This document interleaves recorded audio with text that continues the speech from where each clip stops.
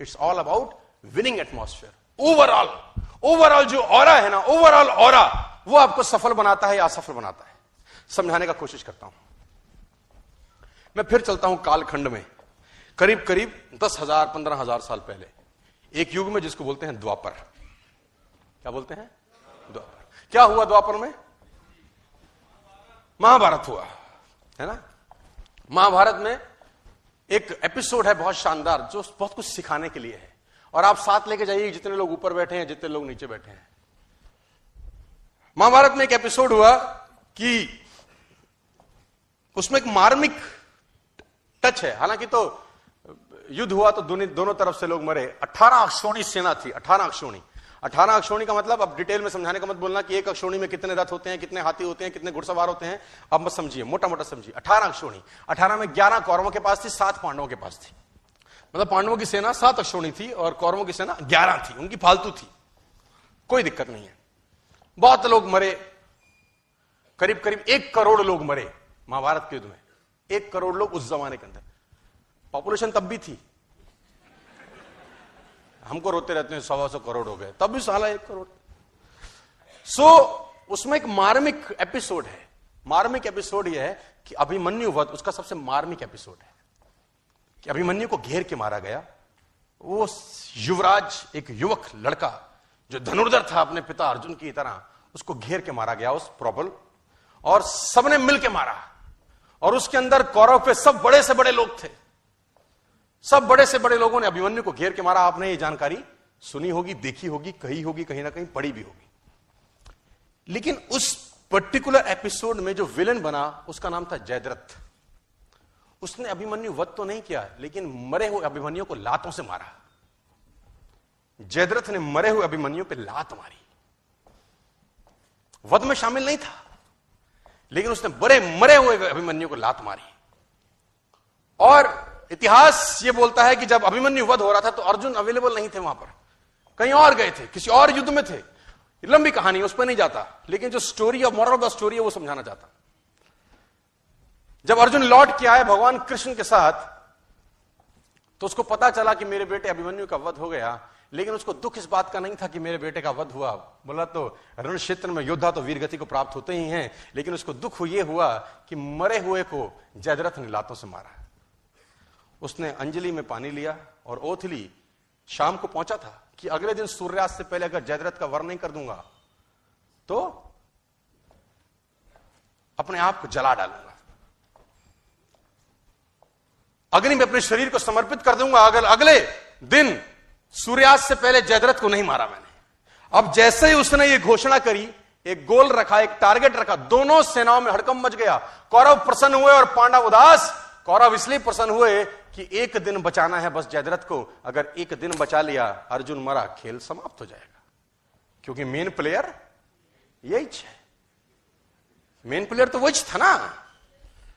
और पांडव इसलिए परेशान हुए कि ये क्या कर बैठा, एक दिन न ढूंढ सके तो क्या होगा।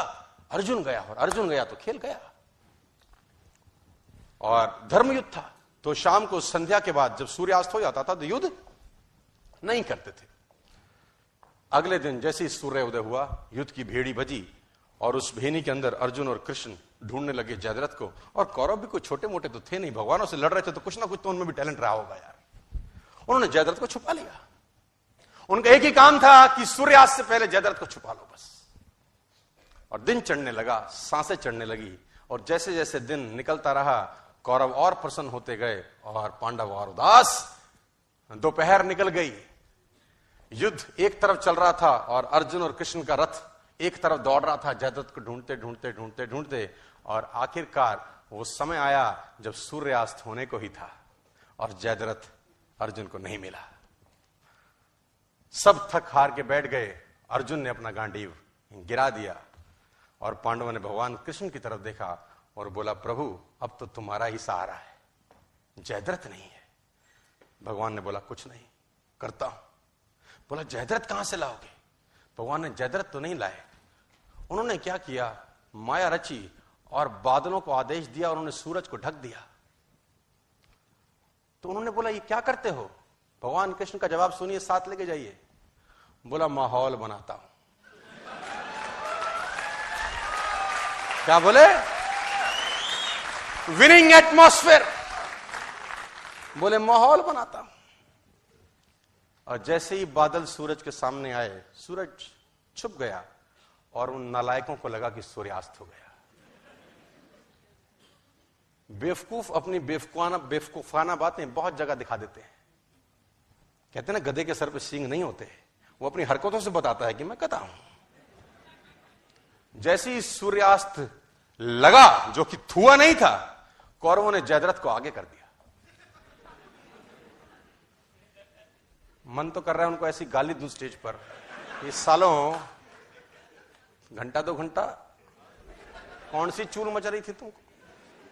लेकिन कहते हैं विनाश काले विपरीत बुद्धि। कौरवों ने जयद्रथ को आगे कर दिया। अर्जुन घुटनों के बल बैठा है, गांडीव उसका गिरा हुआ है, और जयद्रथ अर्जुन को देख के हंसने लगा और गालियां देने लगा। कौरव हंसने लगे और अर्जुन को गालियां देने लगे कि तैयारी कर चिता पे जलने की। और जैसे ही जयद्रथ सामने आया, भगवान ने आदेश दिया और बादल सूरज के आगे से हटे और सूरज सामने हो गया। और जब सूरज सामने हो गया तो अर्जुन भौचक्का सा दिखा, ये क्या है? उसने भगवान कृष्ण की तरफ देखा। भगवान कृष्ण ने बोला, देखता क्या है, जयद्रथ सामने है, उठा गांडीव और चला डाल। और अर्जुन ने गांडीव उठाया और तीर चलाया और जयद्रथ का सर धड़ से अलग कर दिया। जयद्रथ मारा गया। अब अर्जुन अगर ये सोचे कि मैंने मारा है तो वो ये सोच सकता है। नेटवर्क मार्केटिंग में बहुत सारे लोग ऐसा सोचते हैं कि उन्होंने किया है, लेकिन माहौल हम बना रहे हैं यहां पर। It's all about creating atmosphere. जरूर उसने मारा है, लेकिन वो मार नहीं पाता अगर माहौल नहीं बनता। It's all about creating atmosphere my dear friends. माहौल इंपॉर्टेंट है। आप अपनी टीम को एक बेहतर माहौल दीजिए तो एक छोटा सा व्यक्ति भी जो अनएजुकेटेड हो सकता है, जो कम पढ़ा लिखा हो सकता है, जो गरीब परिवार से आ सकता है, ऐसा हो सकता है जिसमें कम टैलेंट हो सकता है, लेकिन अगर आपने उसको माहौल दिया तो वो व्यक्ति एक्स्ट्रा ऑर्डिनरी रिजल्ट आपको प्रोड्यूस करके देगा। मैं आपको बताना चाहता हूं सर, मैं बहुत जिम्मेदारी के साथ आपको बताना चाहता हूं, सिर्फ माहौल का खेल है।